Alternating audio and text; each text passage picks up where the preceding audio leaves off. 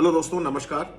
तो आज मैं बात करना चाहता हूं यूएस और यूनाइटेड नेशन के बारे में, जो ये लोग ज्ञान देते रहते हैं इंडिया को हर एक चीज के बारे में। उन्हें जरूरत नहीं है हमें ज्ञान देने की, क्योंकि उनकी कंट्री में और इस ऑर्गेनाइजेशन में जो बाकी कंट्रीज इंडिया के खिलाफ बोलते हैं, उन्हें अपने खुद के गिरेबान में एक बार झांकना चाहिए और समझना चाहिए कि इंडिया कितना उनसे आगे प्रोग्रेसिव है। आई थिंक समय आ गया है कि हम लोग अब ये बात करें, जो हम थर्ड वर्ल्ड कंट्रीज से हमें जाना जाता है और ये फर्स्ट वर्ल्ड कंट्रीज जो सो कॉल्ड वेस्टर्न कंट्रीज हैं, वो कितने ही मामले में इंडिया से पीछे हैं। एग्जाम्पल के तौर पे मैं आपको बता देता हूं, अभी आपने देखा होगा यूएस में रो वर्सेस वेड जजमेंट को ओवरटर्न कर किया गया है, जहां पे अबॉर्शन को फिर से क्रिमिनलाइज कर दिया गया है, जो अपने आप में एक रिग्रेसिव स्टेप माना जा रहा है। और आज के दौर में महिलाओं को अगर खुद अधिकार नहीं है अपनी बॉडी के ऊपर, तो किसका अधिकार है फिर? इंडिया में अबॉर्शन लीगलाइज था 50 साल पहले। जो termination of medical pregnancy act जो है वो पहले ही आ गया था इनके जजमेंट से पहले। उसके अलावा अगर आप बात करते हो इंडिया में सेफ्टी की, तो इंडिया में जो गन कंट्रोल लॉज हैं वो इतने रिस्ट्रिक्टिव हैं कि आप नॉर्मली आमतौर पे वेपन्स कैरी नहीं कर सकते। उसके लिए high level approval, police scrutiny की जरूरत होती है। वहीं पे अगर आप यूएस की बात करें, यूएस में पूरी वर्ल्ड की 4 से 5% पॉपुलेशन रहती है, लेकिन फ्री गन कंट्रोल बिल्कुल नहीं है। वहां पे गन्स जो है 40% से ज्यादा पॉपुलेशन अपने पास रखती है, और जब मन आता है और मूड ऑफ होता है तो वहां गोली चला देते हैं। उसी के साथ साथ ये लोग बात करते हैं कि इंडिया में फ्रीडम नहीं है।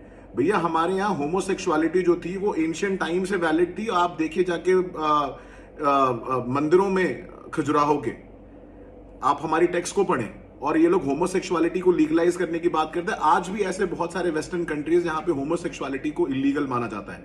हमारे यहाँ सुप्रीम कोर्ट ने सेक्शन 377 को ऑलरेडी उसके एक पोर्शन को डिलीट कर दिया और होमोसेक्सुअलिटी को डीक्रिमिनलाइज कर दिया।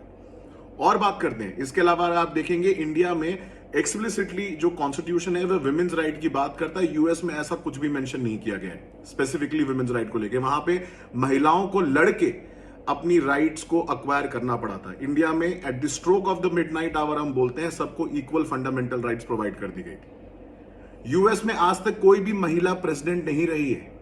इंडिया में तेज तरार प्रधानमंत्री रही हैं। प्रतिभा पाटिल पहली महिला प्रेसिडेंट थी और अब अगली प्रेसिडेंट होने वाली हैं श्री मुर्मू। तो इंडिया के पास ऐसे बहुत एग्जाम्पल है जहां पे हम बता सकते हैं कि इन जितने भी वेस्टर्न देश हैं उनसे हम बहुत आगे हैं।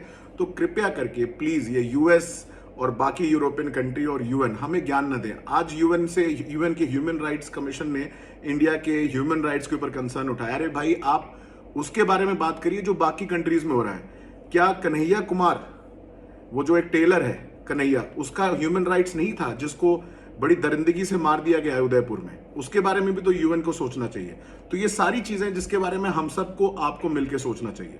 और ऐसे ही इंटरेस्टिंग फैक्ट्स अगर आपको जानने हैं, अगर रियलिटी जानने हैं हमारे भारत के बारे में, तो आप मेरे कोर्सेज को ज्वाइन कर सकते हैं। नीचे डिस्क्रिप्शन बॉक्स में लिंक दिया हुआ है। और तो और सोशियोलॉजी का नया बैच चालू हो गया है और अनलॉक 20 ऑफर चल रहा है अनअकैडमी का, जहां पे 20% ऑफ मिल रहा है। तो सोचते रहिए, बढ़ते रहिए, पढ़ते रहिए और स्वस्थ रहिए। जय हिंद।